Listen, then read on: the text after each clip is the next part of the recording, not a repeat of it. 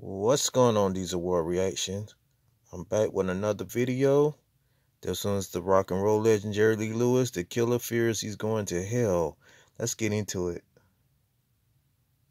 I was worried whether I was going to heaven or hell. I still am. It is a normal existential thing to think for someone aged 84, right?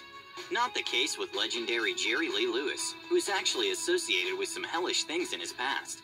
I'm pretty well loaded at the time, to be honest with you. It will be no exaggeration to say Lewis's life and career were extraordinary, sometimes in a bad way. Mr. Race is great balls of fire! At some point, he was close to stealing the fame from Elvis Presley himself, and you will be horrified to know why it never happened. Also, Jerry Lee was nicknamed the Killer for his wild, dynamic piano style, and not for his threat to kill Elvis. But wait for this story to develop. Jerry Lee Lewis was born in 1935 in a poor family. His father mortgaged the family farm when Lewis was a young boy to buy him a piano. So he started playing at quite an early age, as well as demonstrating his wild nature. In his mid-teens, the boy's mother sent him to the Southwest Bible Institute. Jerry Lee, unimpressed by evangelical tunes as they were, performed a boogie-woogie rendition of My God Is Real at a church assembly, and guess what? Was immediately barred from the school. Rebellious Jerry Lee was just what rock and roll needed back then, so in his early 20s, Lewis was already performing with famous artists, including Johnny Cash. His unique piano style forever altered the genre, which had previously rarely featured pianists.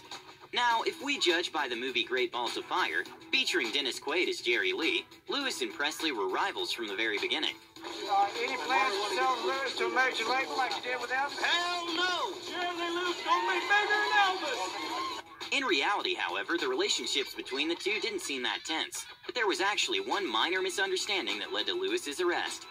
Let us jump for a moment into the year 1976, the time when Elvis was living as a recluse, and Lewis had been abandoned by the public over his immoral personal life.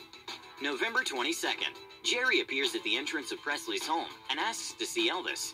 The security guard replies that Presley is sleeping. Jerry Lee leaves and returns on the next day. His car rams into the gates before it stops. Lewis says it is Presley who wanted to see him and told him to come over. From here, versions vary a lot, but basically it went more or less as follows. Drunk as hell Lewis, with a pistol on the dashboard, shouts, "Call up there and tell Elvis I want to visit with him. Who the hell does he think he is? Tell him the killer's here to see him." Soon Jerry Lee gets arrested for carrying a pistol and being drunk in a public place.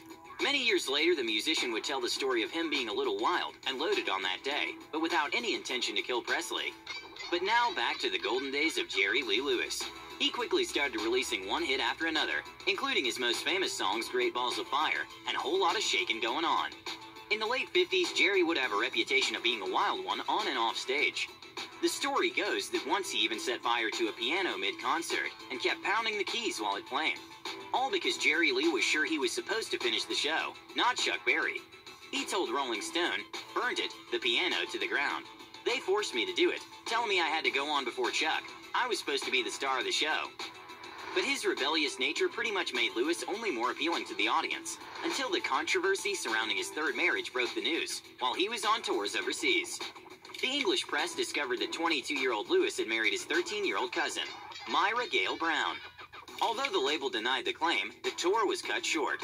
Jerry Lee was only adding oil to the fire. When he found out what the English press was doing to him, he was cocksure to the point of parading Myra on stage. After 3 stops on his tour, Lewis had to return to America, where he was already blacklisted from the radio waves. The public could handle his what they called sinful music, but his marriage to a minor could not be excused. When were you married? Well, we leave our personal questions out of this, sir. Jerry Lee's fee for personal appearances soon dropped from $10,000 a night to $250. He tried to apologize, remarrying Myra in a ceremony that Lewis thought would validate the relationship, but to no avail. So if I'm going to hell, I'm going there playing the piano.